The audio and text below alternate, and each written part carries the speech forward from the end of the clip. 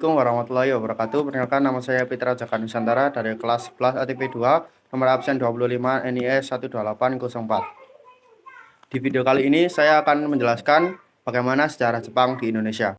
Kapan kedatangan Jepang ke Indonesia? Sejarah mencatat, Jepang resmi mengambil alih dari Belanda setelah penandatanganan Perjanjian Kalijati. Lantas, kapan tepatnya kedatangan Dai Nippon ke Nusantara? Apa tujuannya dan bagaimana kronologinya? Perjanjian Kalijati yang ditekan tanggal 8 Maret 1942 di Kalijati, dekat Subang, Jawa Barat, merupakan tanda resmi menyerahnya Belanda kepada Jepang dalam Perang Asia Timur Raya atau yang menjadi perangkaian dari Perang Dunia Kedua.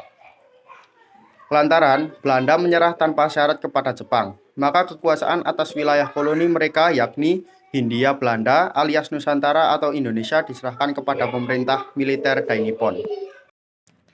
Penyebab kedatangan Jepang ke Indonesia. Sebenarnya orang-orang Jepang memasuki Indonesia sebelum menyerahnya Belanda tahun 1942. Tahun 1937 sedang terjadi krisis ekonomi yang melanda dunia. Tepatnya, Jepang ternyata berhasil mengantisipasi dampak buruk yang diakibatkan oleh resesi global tersebut. Maka, ketika krisis ekonomi melanda dunia, Jepang mampu bertahan berkat strategi perekonomiannya mereka. Sebaliknya, perekonomian Hindia Belanda justru terpuruk. Inilah yang menjadi jalan masuknya awal Jepang ke wilayah Indonesia. Pada 1938 dan juga 1939, orang-orang Jepang masuk ke Indonesia untuk berinvestasi kepada pemerintah Hindia Belanda.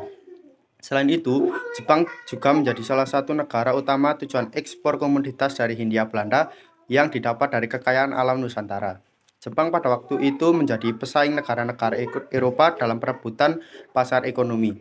Situasi demikian membuat mereka mampu masuk ke Indonesia pada tahun 1938-1939 untuk berinvestasi kepada pemerintah Hindia Belanda.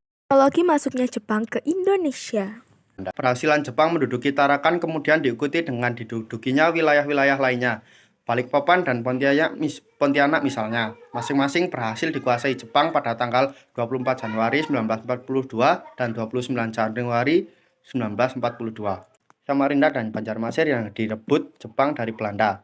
Setelah menguasai Kalimantan dan Maluku, pasukan Dai Nippon mulai mengeksploitasi Sumatera. Tanggal 14 Februari 1942, Jepang mengerahkan pasukan Buyung menduduki Sumatera. 2 hari kemudian, tepatnya tanggal 16 Februari 1942, keberhasilan tersebut membuat Jepang semakin dekat menguasai wilayah Jawa. Jepang menduduki wilayah Teluk Banten di wilayah Jawa Barat dan Jawa Tengah pada awal Maret 1942. Akhirnya, Batavia atau Jakarta yang menjadi pusat pemerintahan kolonial Hindia Belanda direbut pada 5 Maret 1942.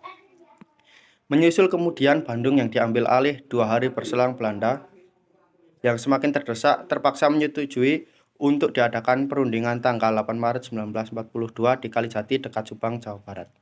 Berakhirnya penjajahan Jepang di Indonesia. Selama kurang lebih 4,5 tahun, Jepang menjajah Indonesia. Banyak kerugian dan kesengsaraan yang ditimbulkan. Selama kurang lebih 4,5 tahun, Jepang menjajah Indonesia. Banyak kerugian dan kesengsaraan yang ditimbulkan. Semua diarahkan demi kepentingan perang untuk Jepang sehingga kehidupan masyarakat Indonesia tersiksa. Begitu pula dengan sumber daya alam yang dikuras oleh Dai Nippon. Hingga akhirnya pada pertengahan tahun 1945, Jepang menunjukkan tanda-tanda kekalahan dan akhirnya menyerah kepada sekutu. Situasi ini membuka peluang bagi bangsa Indonesia untuk menyatakan kemerdekaan pada 17 Agustus 1945. Itulah yang dapat saya sampaikan dalam video kali ini. Terima kasih. Wassalamualaikum warahmatullahi wabarakatuh.